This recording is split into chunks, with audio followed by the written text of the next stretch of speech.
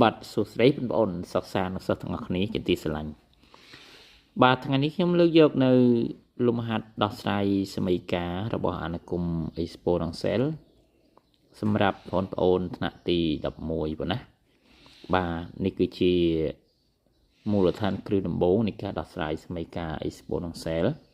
អញ្ចឹងមុននឹងបងប្អូនទៅដល់ការដោះស្រាយសមីការលំហាត់ដែលធំជានេះបាទបងប្អូនត្រូវតែស្វែងយល់លំហាត់ដែលជាកន្លឹះតូចនឹងសិនបាទចឹងយើងមានសមីការ1លើ5សេគុណ x បូក1ស្មើនឹង125បាទអញ្ចឹងដើម្បីដោះស្រាយសមីការនៃអាណគម Exponential គឺយើងត្រូវបំលែងគោលនៃអង្គទាំងពីរនឹងឲ្យវាស្មើគ្នាកាលណាយើងបានគោលនៃអង្គទាំងពីរស្មើគ្នាហើយគឺយើងទាញនិតិសន្នរបស់វាក៏ស្មើគ្នាដែរបាទអញ្ចឹងបើសិនជាគេមាន a សេគុណ x ស្មើនឹង a សេគុណ y ហើយនោះគេទាញថា x ស្មើនឹង y បាទនេះជាកន្លឹះសម្រាប់ដោះស្រាយសមីការ Exponential បាទជាកន្លឹះសម្រាប់ដោះស្រាយសមីការ Exponential អញ្ចឹងយើងបំលែងគោលវាឲ្យដូចគ្នាអញ្ចឹងមកបាទយើងមាន1លើ5យើងមើលអង្គទី1គោលវា1លើ5អង្គទី2គោលវា125សួរថាតើយើងអាចបំលែងវាទៅរកគោលណាដែលជាគោលដូចគ្នាបានណែនេះបាទយើងមើលគោលវាអត់ទាន់ដូចគ្នាទេបាទចុះយើងអាចបំលែងទៅរកគោលប្រមាណបាទលេខរបស់យើងនេះយើងអាចបំលែងវាទៅរកគោល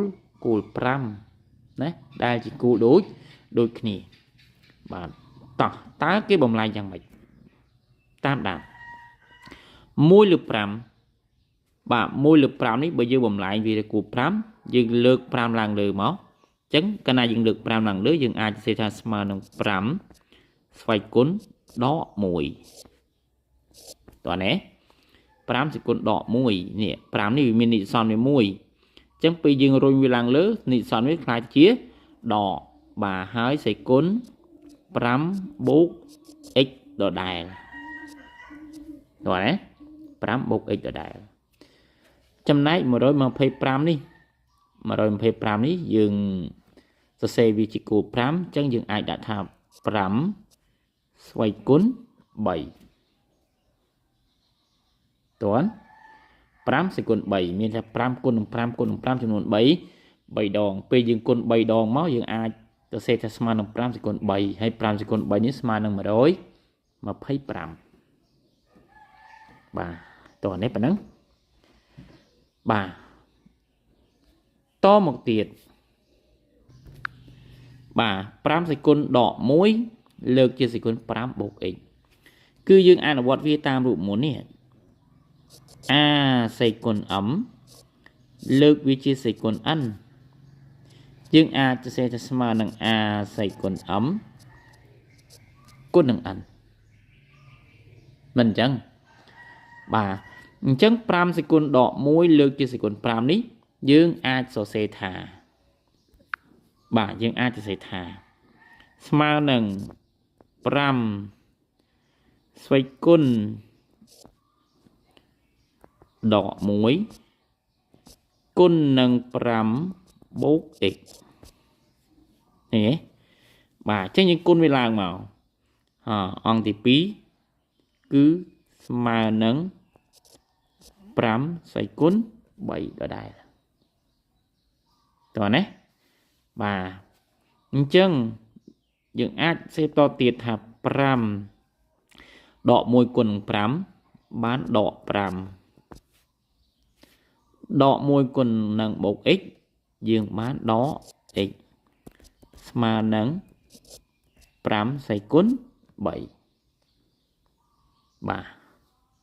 តោះនេះប៉ុណ្ណេះមក5សេគុណ3នេះយើងបានគោលវាដូចគ្នាហើយ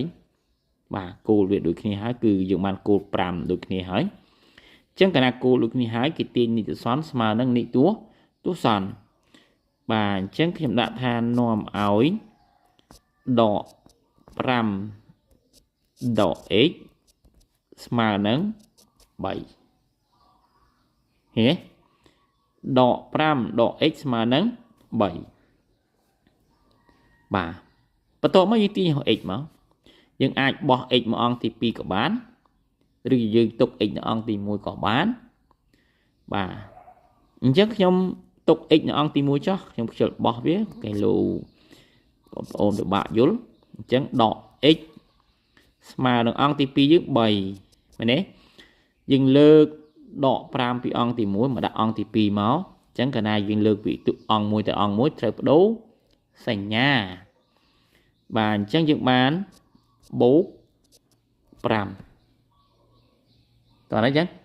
យើងបានបូក5ដក x ស្មើ3បូក5 3បូក5ស្មើនឹង8អញ្ចឹងខ្ញុំដាក់ថាដក x ស្មើ